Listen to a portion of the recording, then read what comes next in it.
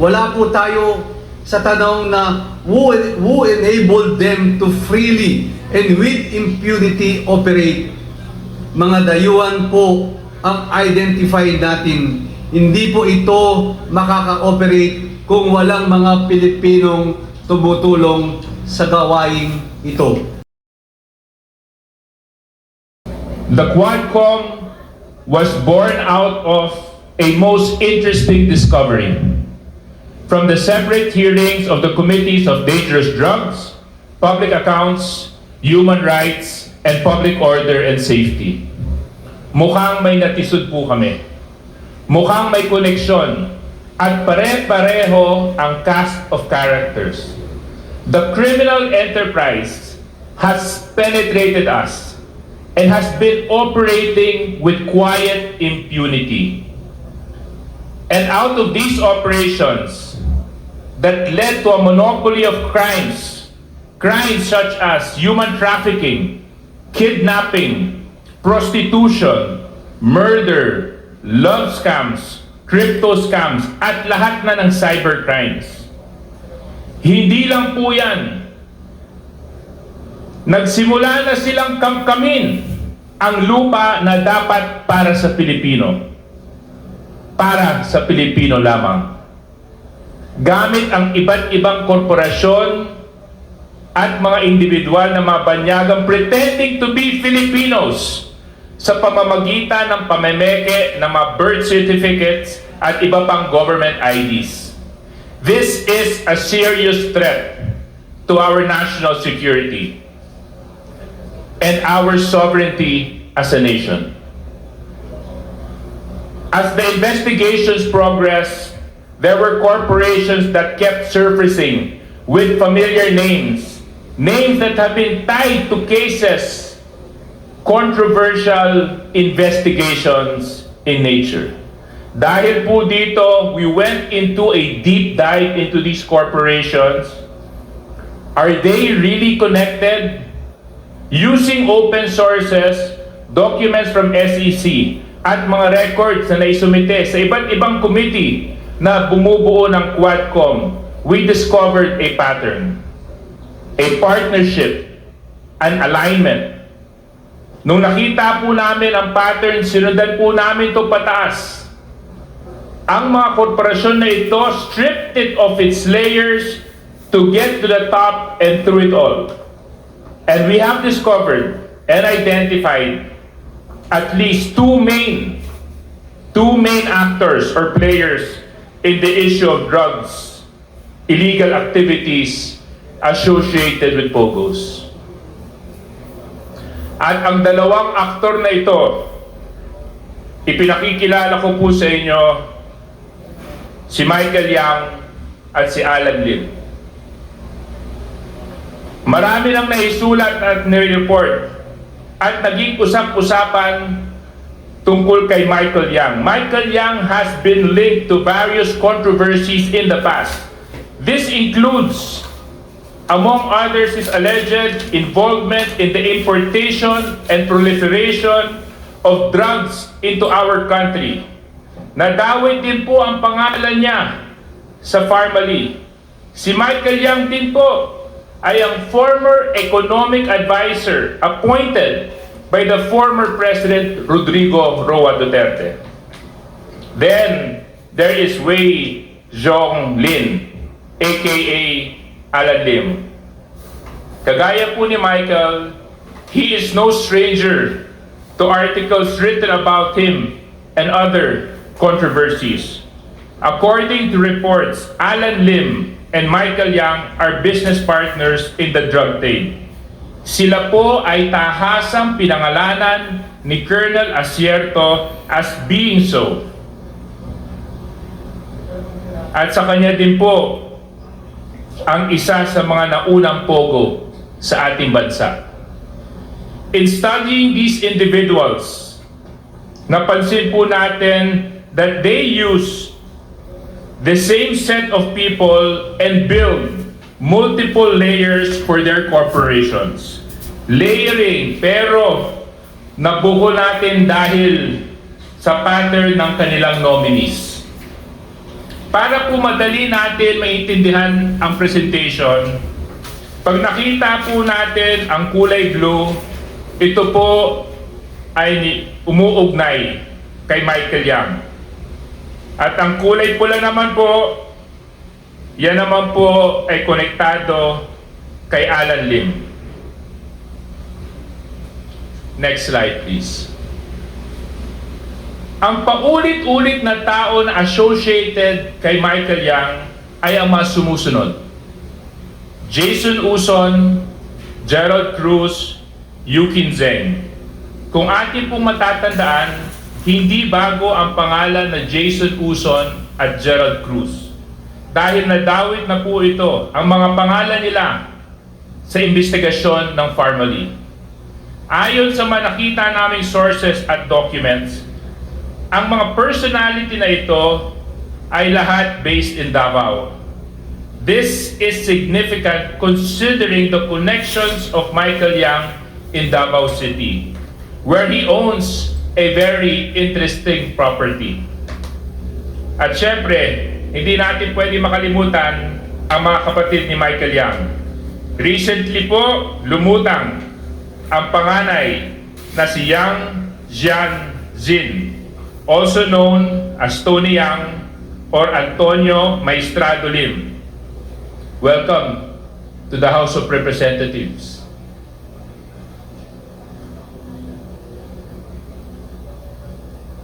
At ang kapatid niyang si Yang Hongjiang. Ang magkapatid rin na Michael Yang at Hongjiang Yang ang may-ari ng DCLA Plaza at Yangzi Group Trading Company. Kamakailan lamang ay napag-alaman natin na nariyan din pala si Tony Lim. Davao City Los Amigos Plaza, DCLA, which was incorporated in 2011 in Davao City, is one of the first known businesses established by Michael Yang, connected to this complex web of corporations that are involved in the proliferation of criminal activities in the Philippines. Sa affidavit na isinumite ni Arturo Las Cañas sa ICC, base sa mga reports, ay itong DCLA Plaza ay ginagamit lamang bilang front ni Michael Yang to conduct his illegal activities. Dito daw labas-pasok ang mga drug couriers.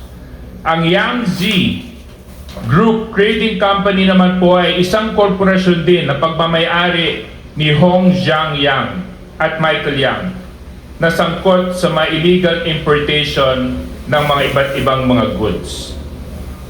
Puntahan naman natin si Yang Jianjin o si Antonio Maestrado Lim.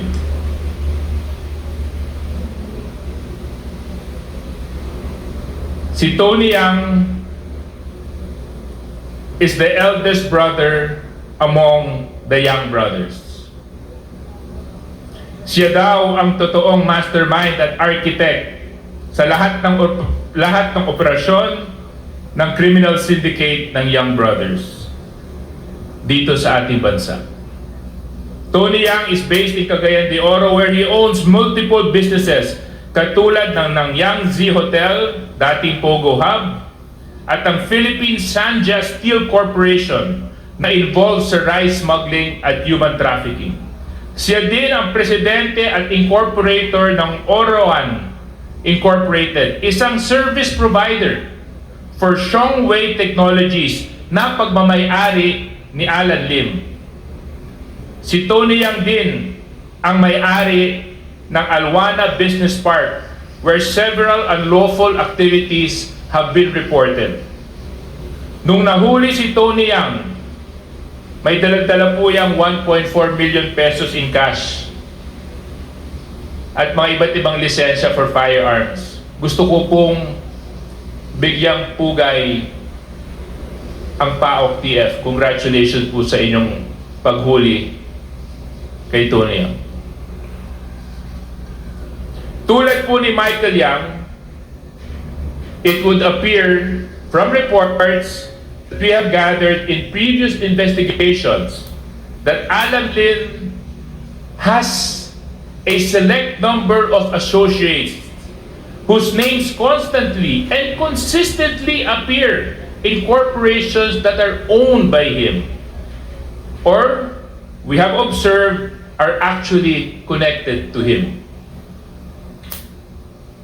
The most obvious figure in this network of companies of Alan Lim has built is his wife, Rose Nono Lim.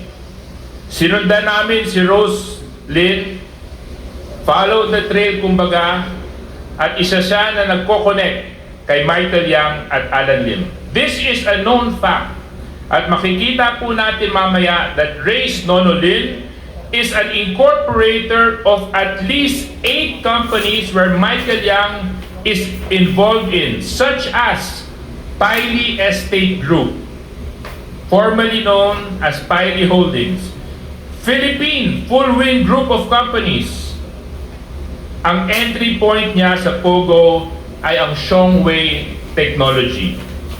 Kung mapapansin niyo po, kapag binaliktad po natin yung pangalan na Shongwei, this is the Chinese name of Wei Zhonglin, aka Alan Lim. Now, what is Shongwei Technology? Shongwei is a Pogo which was registered as a Philippine corporation in 2016. Isa po ito sa mapangunahing Pogo sa ating bansa. While Alan Lim does not appear as a director or shareholder of Shongwei in any of his corporate records, the Organized Crime and Corruption Reporting Project, OCCRP, reported that Alan Lim, using his identity as Lin Weizhong, served as chairman of this corporation. Shongwei service providers include Brick Hearts, Turquoise Diamond Technology Corporation, Shidaikeki Technology Corporation, and Orowan Incorporated. As previously reported, Shongwei and Brick Hearts shared the same email address. While this alone seems inconsequential, circumstances would show that Shongwei is part of the network of companies belonging to Yang and Lim, which is involved in illegal activities in our country. In fact, it has been reported that Shongwei was involved in 5 of the 7 kidnapping cases reported by Colonel Rodolfo Castil Jr., the Philippine National Police Anti-Kidnapping Group. Ngayon, balikan po natin ang ating paghihimay sa korporasyon ni Michael Yang at Alan Lim. Here we can see that Michael Yang has several persons which consistently appear as shareholders in his companies, such as DCLA Plaza and Yang Z Trading Company. These persons are Jason Uson and Yung Kin Zeng. It would appear that Jason Uson, allegedly a Filipino citizen, consistently owns at least 60% of these companies in apparent compliance of our nationality requirement.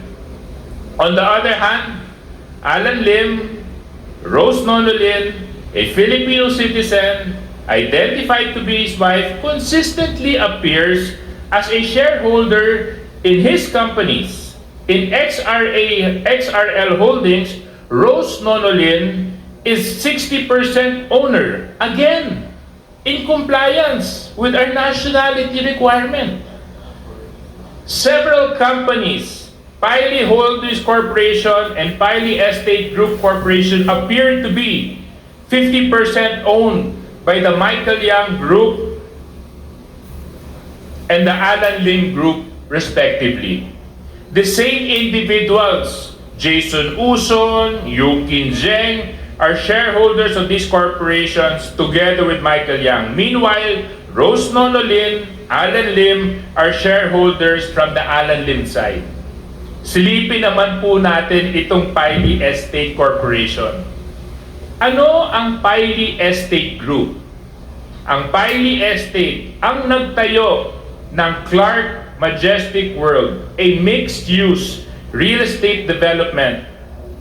Very similar ang mga condominium units dito sa mga residential units na ginagamit ng mga POGO employees. The businesses of Michael Yang and Alan Lim seem to always be involved or associated with illegal activities. For example, there are reports that the people who were held captive were found inside the Clark Majestic World. Another company providing the link between the partnership of Michael Yang and Alan Lim is the Philippine Full Wind Group of companies. Again, Alan Lim is not a direct shareholder of this company. His wife, Rose Nonolin, is.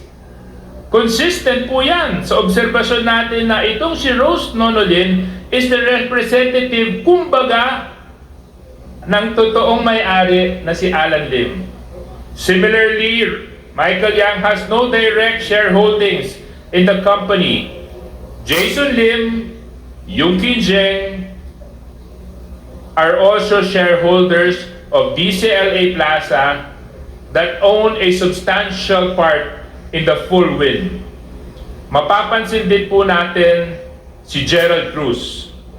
Kung atin po matatandaan, kasama ni Rose Nonolin, si Gerald Cruz, sila po ang mga directors ng Pharmaly Biological Company, the sister company of the infamous Pharmaly Pharmaceuticals.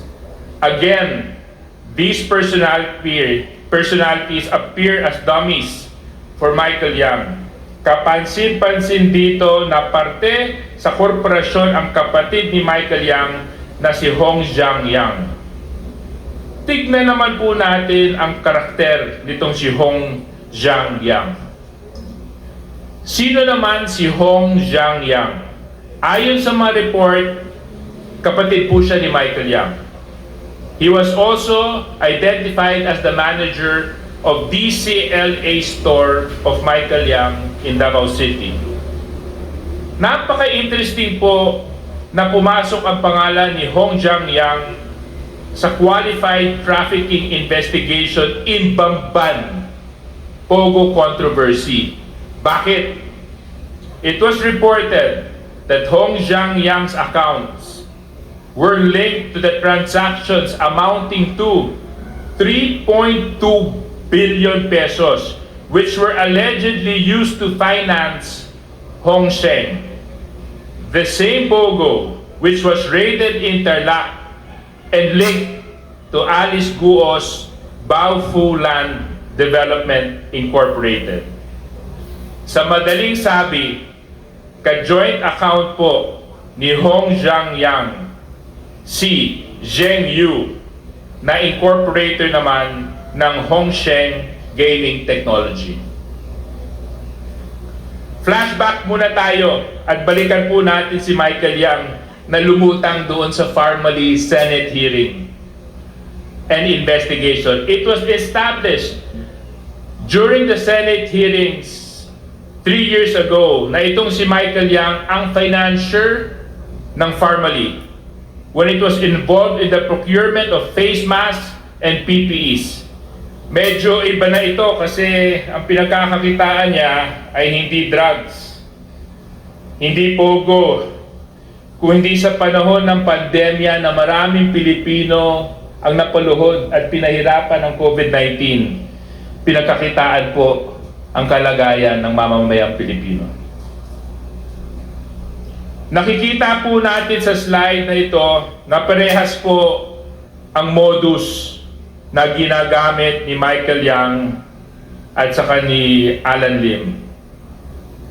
Michael Yang Group using Gerald Cruz, Alan Lim Group using his wife, Rose Nonolin. Balikan na naman po natin ang Pogo. Usisain po natin ang Xiongwei. Xiongwei is the licensed Pogo of Alan Lim. Isa sa kanyang service providers ay itong Brick Hearts Technology. Brick Hearts, kung susundan natin ang pattern, appears to be owned by the tandem of Michael Yang and Alan Lim. And some individuals who were still investigating, but coincidentally, nung tininan po namin kung saan po sila nakatira, lahat po sila mukhang nakatira sa Davao. At sino naman ang Brick Hearts? Ayon sa publicly available sources, makikita natin na noong 2022, Brick Hearts was involved in a kidnapping incident.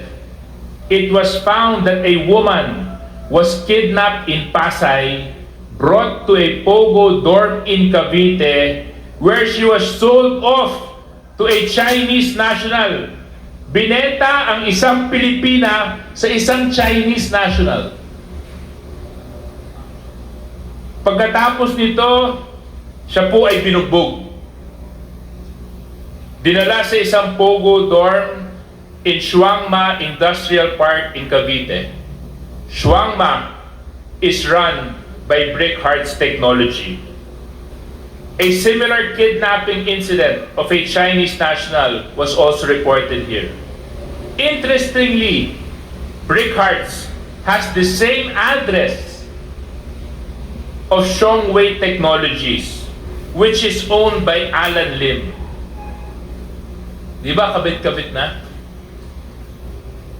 Corporate documents of Brick Hearts were also found in the Pogo raid in Bamban, Tarlac. So makikita natin na habang itong Brick Hearts na based in Cavite, bakit ang papel nito ay matatagpuan at nahanap sa Banban? Naglakad kaya ito? O sumakay ng isang small boat papunta sa Banban?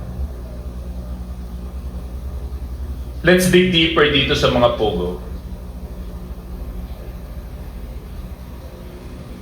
Yan po ay ilan sa mga service providers of the Pogo of Alan Lim. Turquoise Diamond Technology, Shiday Keji Technology, at Oroan Incorporated. Bago pa lang natin ito malaman, ang Oroan, sabay na po lumutang ang kapatid ni Michael Yang na si Tony Yang. Makikita natin dito ang iba-iba pang mga personalities na closely associated or dummies of Alan Lim. Makikita rin po natin dito ang link ni Alan Lim sa kuya ni Michael Yang na si Tony Yang. Puntahan naman natin itong Orowan Incorporated. Ano ang Orowan Incorporated? Ayon sa AOI, or Articles of Incorporation ng Orowan, ito ay itinayo primary for the purpose of engaging in internet allied businesses and providing call center services sa business processing and outsourcing.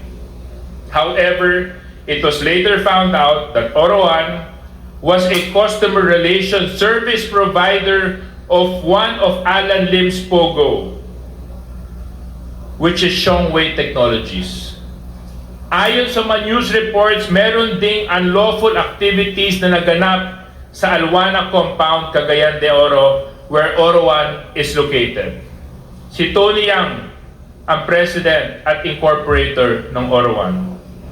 At dito makikita ang direct link ni Tony Yang sa kaibigan at close associate ng kapatid niya na si Michael Yang at Alan Lim. Balik naman po tayo sa ibang service providers ng Xiongwei, ng Turquoise at Shiday Keji. Based on PAGCOR documents and records, Turquoise Shidai Keji, and Orowan are service providers of Shongwei. But what is extremely suspicious here is the fact that two of these service providers, Turquoise and Shidai Keji, were found to be inside the Baofu compound sa teritoryo ni Alice Guo, na ang pogo na ito ay ang Hongzhen Zunyuan. So ang tanong, bakit yun nandun? Dito po natin makikita ang grupo ni Alice Guo na pawang nasa same circle and networks of friends, si Alan Lim and Michael Yang. And as we know, ang Baofu ang kasunod. DS, sila ko muna SDS. tubig na malamig, baka nauwaw ka na. Now, I'm sure, given the current developments on Alice Guo, that we are all familiar with.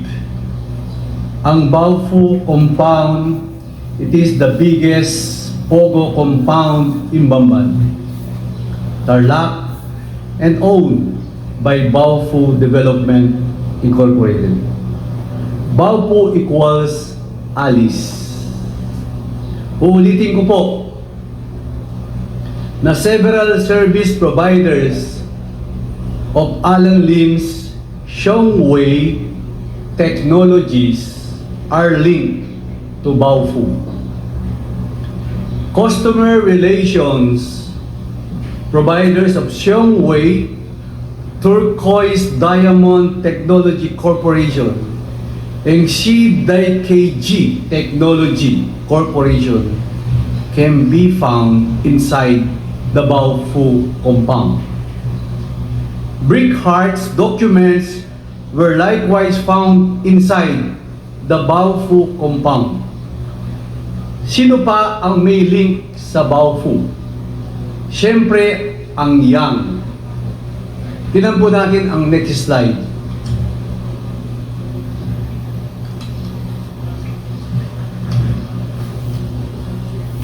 Ang link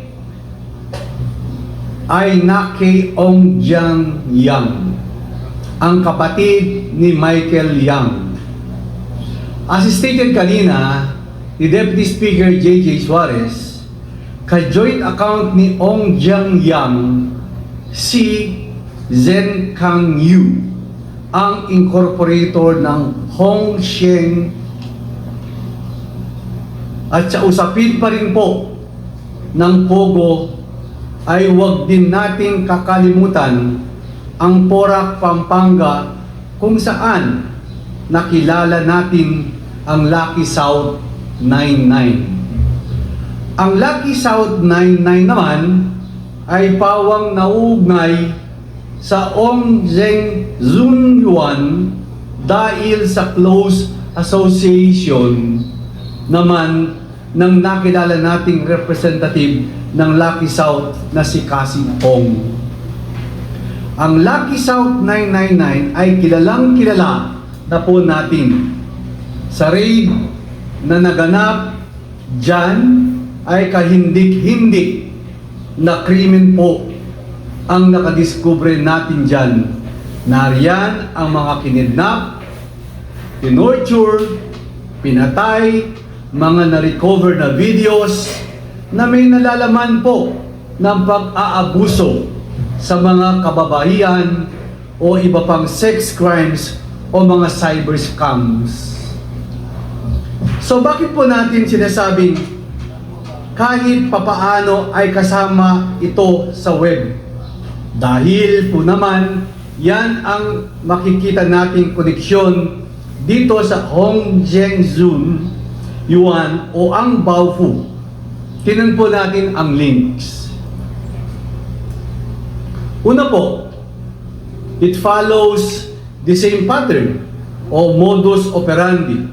Nagsisimula po ito sa pagbili ng mga hektaryang lupain Kung sa Bamban ay namili ay ang Baofu sa Porac, ang namili ay ang whirlwind. Pagkatapos po niyan, ay magtatayo ng mga structures o buildings. Diyan, kung titingnan mo, ang halos pare-parehong lang ang prison-like facilities. At halos kasabay ng pagtatayo ng physical structure ay mag-a-apply po ito ng POGO license. Sa Banban, ito ang Ongsen o Zunyuan. Sa Porac, ito naman ang Lucky South 99. May mga links din po ang mga personalidad dito. Si Zhang Zi na taga Singapore, ang dating presidente ng Lucky South 99, ay napabalitang tumulong kina Alice Guo at Cassie Ong para sa stay nila sa Indonesia. Si Duan Ren Wu na nauugnay naman sa Whirlwind at Lucky South ay kay Cassie Ong ay namataan na kasama ni Alice Guo sa Indonesia. At alam po naman natin na kasama si Cassie Ong ang pamilya Guo habang sila ay nasa ibang bansa sa tangkang tumakas sa lahat ng nakakabit na kontrobersya nila dito sa ating bansa sa Pilipinas. Maliban sa mga links na ganyan, ang mga nag-ooperate within the POGO compound sa Banban at sa Porac ay pare-parehong sangkot sa mga krimen na human trafficking, cybercrimes at kung ano-ano pa. Bakit po natin sinasabing kasama rin po dito? Kasi ganyan po ang criminal enterprise. Ang criminal enterprise as defined, it is a group of individuals with an identified hierarchy or comparable structure engaged in criminality activity. Balikan po natin sina Michael Yang, sina Alan Lim. Sa POGO lang ba? Hindi po. Hindi lang POGO at Parmali. May drugs pa po. May drugs pa po. Tingnan po natin yung next slide. The Michael Yang and Alan Lim group, as shown here, are linked to Golden Sun 999, which is significant because it connects us to Empire 999 na makikita natin mamaya na heavily involved pala sa mass land acquisition and drugs. Ang layo na po ang inabot ng mga korporasyon at mga krimen. At nakikita po natin na konektado pa rin. Relevantly, the connection lies in the interlocking directors or common incorporators, shareholders among these corporations. As mentioned earlier, Rose Nono Lim, the wife of Alan Lim, and Gerald Cruz and Lincoln Ong, known as associates of Michael Yang, were all implicated in the Parmali scandal. Both Rose Nono Lim and Gerald Cruz are incorporators of Golden Sun 999 along with ID Tae Yang. ID Tae Yang is also an incorporator of Empire 999 Realty Corporation, where it was reported that almost 3.6 billion worth of shabu was found and confiscated. This warehouse is owned by Mr. Willie Ong, an incorporator of both Empire 999 and Sunflare Industrial Corporation. Lincoln Ong, who is also an incorporator of Parmali Pharmaceutical and ID Tae Yang, who is an incorporator of Golden Sun 999 and Empire 999, are also both incorporators of Mexico 999. Sino po si Empire 999? Tingnan po natin. Empire 999 Realty Corporation is a registered corporation with the SEC since 2015, with some of its incorporators being Willie Ong, Ivy Tiyang, Jack Tiyang, and Alvin Ganituen. As shown, these people are the same people who provide the link between what appears to be an entity owned by Yang and Lim, which is Golden Sun 999 to Empire 999. Empire 999 has been reported to be involved in illegal drug activities in the country, which is owned warehouse being the recipient of the at least 560 kilos of shabu with an estimated cost of 3.6 billion pesos. These shabu were reportedly shipped from Bangkok, Thailand. Makikita po natin na naglipa na sa ating bansa ang mga ito. Ang Yang brothers na si Michael Yang, Ong Jiang Yang, at si Tony Yang andito na, pati ang close associate ni Michael Yang na si Alan Lim. Nandito din si Ma'am Alice Guo at malamang ang mga tao sa likod ng Lucky South 99 as presented by Cassie Ong. Dito makikita natin ay bawat isa-isa sa kanila ay may iba't ibang focus o areas of influence sa ating bansa. These Chinese nationals are setting up corporations all over the country, taking advantage to our laws by perpetrating and promoting illegal activities, so the great prejudice of our country and Filipino people. Nariyan po tayo ngayon.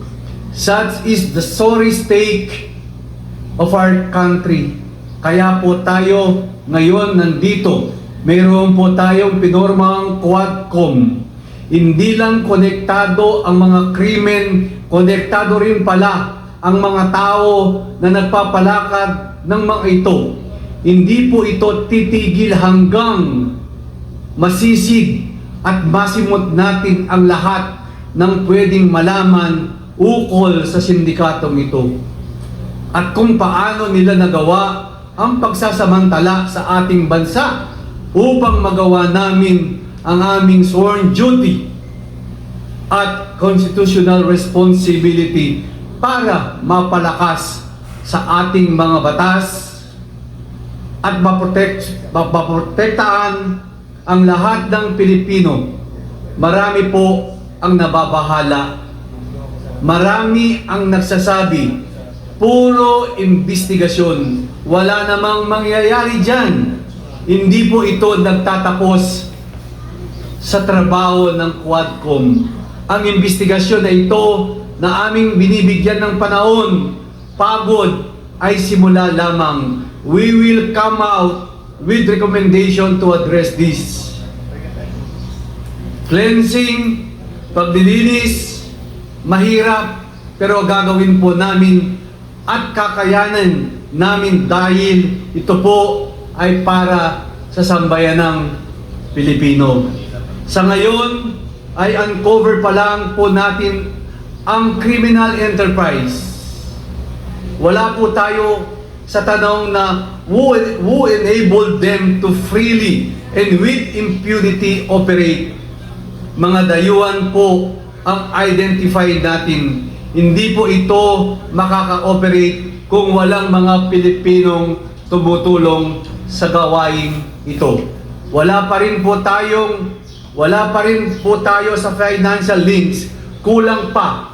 To completely paralyze them is to cut the financial stream o ang agos ng pera, saan na naman po nagkulang ang ating batas sa dalawang usaping ito? We will end their era. Tatapusin po natin ito.